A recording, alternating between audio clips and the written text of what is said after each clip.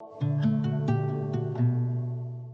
I first started having issues emotionally when I was about 8 or 9, and I didn't really know how to respond to that, and I didn't really know what was happening to me.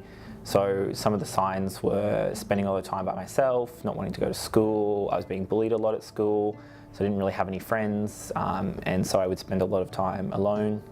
So people who are caring for 12 to 25-year-olds might be looking for signs such as irritability. It can be difficult for that age group because a lot of people think, well, they're young people, they're teenagers, there's the natural ebb and flow of mood and ups and downs that teenagers go through. But I think it would be more when they have that feeling that it's something more.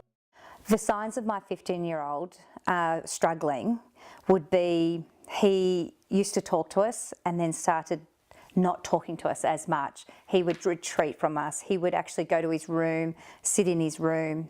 He would, when we'd sit down, we'd all sit down for dinner and he wouldn't talk to us. So particularly, it's natural for especially teenagers to kind of withdraw and distance themselves from their parents and become more attached to their friendships. But it's when it's kind of going a bit more to the extreme where they shut down in their communication with the parents, that they disengage from their friends, from their family and the wider community as well. We kept saying, oh, it's just puberty, it's just puberty. But the signs were getting worse to the degree he would end up saying how sick he was and he couldn't get to school. And then there would be, he wouldn't go to a party he was invited to because he just felt terrible, couldn't sleep. Just lots of signs that just weren't him. So I think the first people to probably notice the signs were my friends, and I guess the first sign for them was that I wasn't talking to them and I wasn't spending time with them, and I was quite withdrawn at school. So I think they were probably the first group, but my parents also picked up on the signs. So I was spending a lot of time at home, but I think the big thing for them was, is that just a teenage thing? Is that just because he's a teenage boy that he's doing this? He doesn't want to hang out with his family. So I don't think they really caught on to perhaps how serious it really was.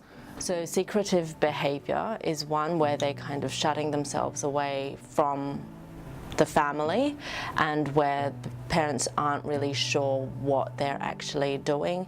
There also might be signs that they're disengaging from school. That can be quite a big warning sign in terms of where they're at emotionally, their confidence in their ability to kind of engage and with the outside world. From this deep feeling of sadness that I had, there was quite a few effects on my life. So I was spending quite a lot of time by myself. I kind of withdrew from all my friends and family and wasn't really doing anything with my life. I was just spending a lot of time in bed, crying a lot, not really knowing how to move forward with things. So from this, it kind of developed into some suicidal thoughts and some self-harming, and then it was kind of at that point that I really started to worry about what I was going to do. There were a few suicide attempts, and then this is where I really needed to get some help. Then one day he just broke down into a fetal position and just said, I can't do it anymore. And it was, it was really hard. I just struggled because we knew it was coming, and then he just collapsed and said, I don't want to live anymore.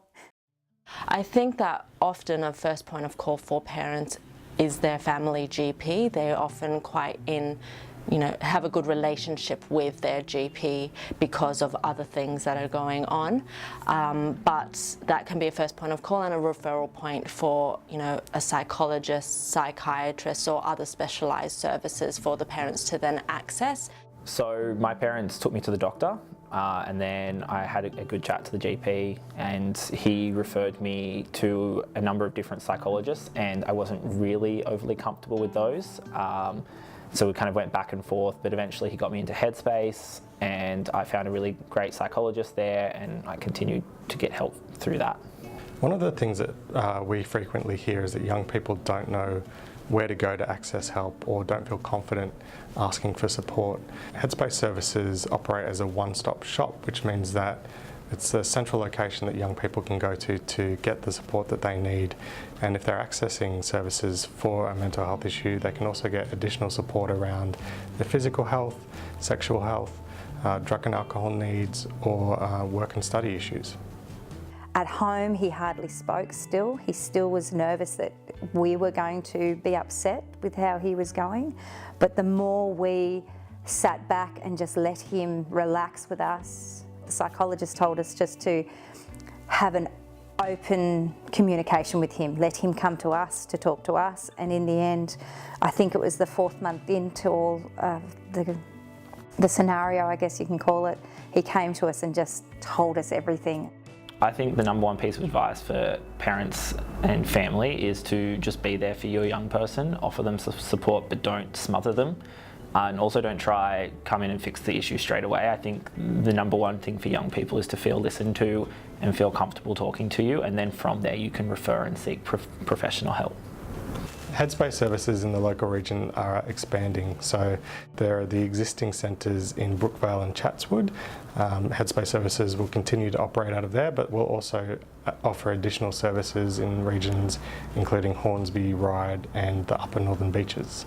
So I think the number one benefit of using the Headspace service is that it was free. And being a young person without any money, it was really great that I could access a service for free without having to rely on my parents paying for the service for me or having to go work and pay for the service.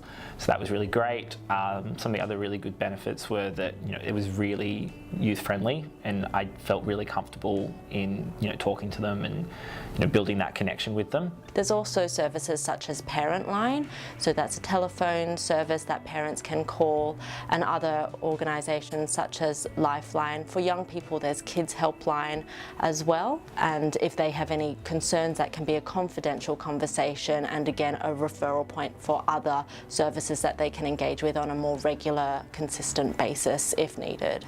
Sydney North Primary Health Network also funds services for young people with more severe mental illness. We fund the Carrican program, which is an outreach-based program, which means that they provide support to young people in their home or in other locations that they feel comfortable receiving support in. We also fund specialist support services for people who have drug and alcohol problems.